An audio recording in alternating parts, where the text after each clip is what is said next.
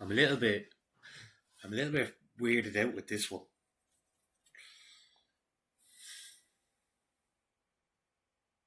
Australia. So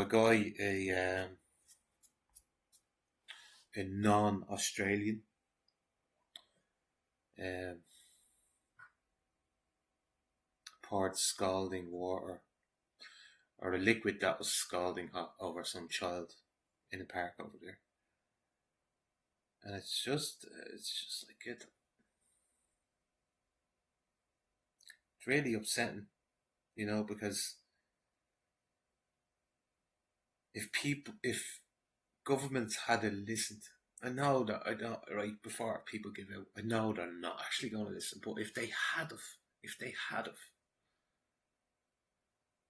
it would have prevented this.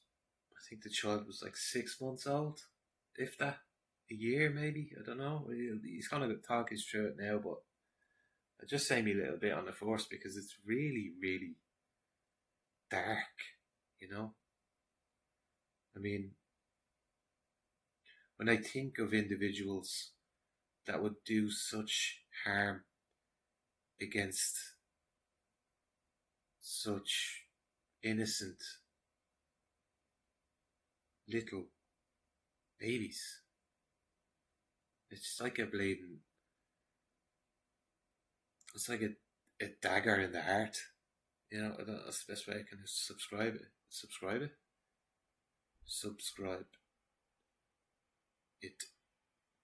See, it has me just fucked up. And I apologize if this video is gonna fuck you up a bit, but I mean, people have to see it, But like I said, when I do hear of, or not see, I have seen them, but it's more so even when you hear the story, because your imagination visualizes it for you. So, but anyways, I do think that it must be some form of possession in order to get a human being to do that to a child. Here, have a listen. A 9-month-old baby was savagely attacked in the Helen Park at Stones Corner and sustained serious burns. An intensive investigation has been conducted from the Morningside CPIU, which has resulted in detectives obtaining an arrest warrant for a 33-year-old male foreign national for the offence of acts intending to cause grievous bodily harm. It is a life imprisonment offence. Subsequent inquiries have identified. Yeah, I like the fact that it's a life imprisonment offence for doing such a thing.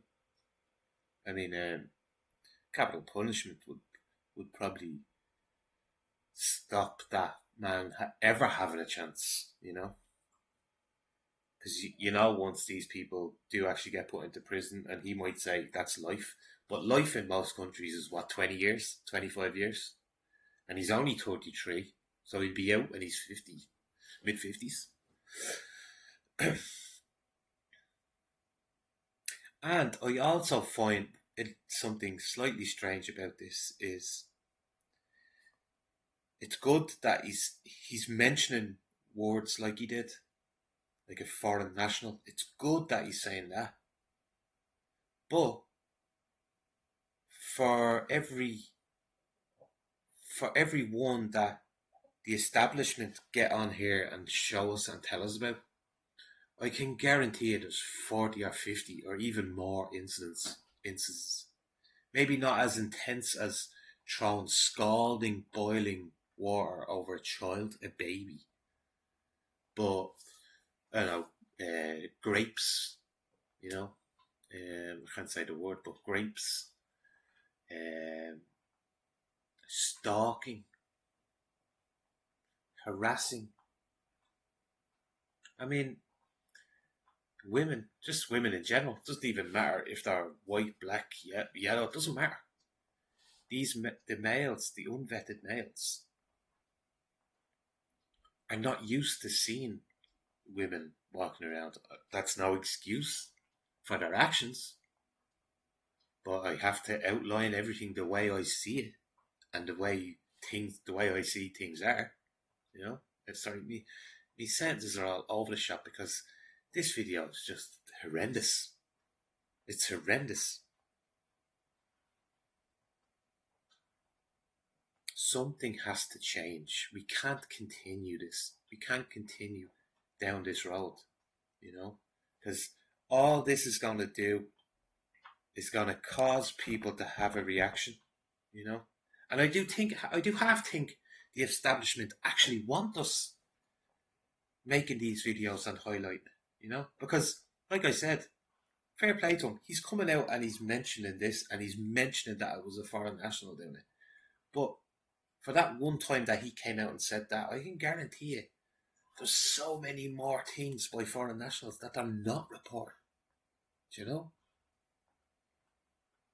Maybe it was the fact that this guy's a father. Maybe that's why he chose to come out. I just videos like that fucking me up, man. Poor child. Identify that that person has left Australia. How soon did this person leave the country afterwards? Within 6 days. Can you walk us through the timeline? So you said the 27th is when the attack happened. Yeah, so this is probably one of the most complex and sometimes frustrating investigations that I've had to be involved in and lead. As you pointed out, the offence occurred on the 27th. We had initial information. We had a name to start with. That name turned out to be incorrect.